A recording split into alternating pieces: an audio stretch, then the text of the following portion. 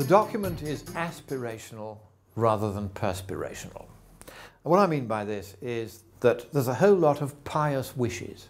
It's a kind of Christmas wish list of the UN and of the extreme left fantasists who tend to come to these conferences and negotiate at them.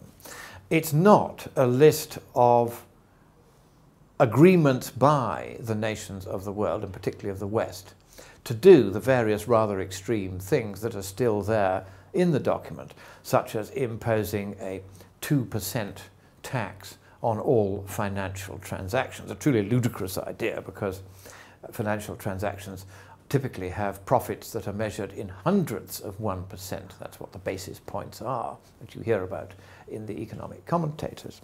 And so to impose a 2% tax on transactions that have only a fraction of a percent margin is clearly to drive the entire financial system into complete collapse. These proposals are there, but basically nobody expects anyone to do anything about any of them. What we do not have is a treaty. Now, a treaty is a binding obligation on all the parties who have signed up to it. This document is not a treaty.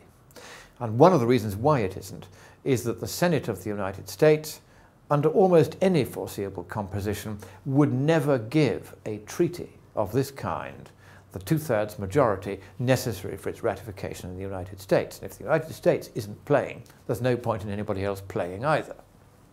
So we don't have a treaty. We don't have any binding commitments on any nations of the West or elsewhere. We have nothing but effectively a sermon. It's just a pietistic list of wishes, some of which are desirable, most of which, frankly, are not, none of which, if you want my guess, will be complied with by all of those who are required to comply with them.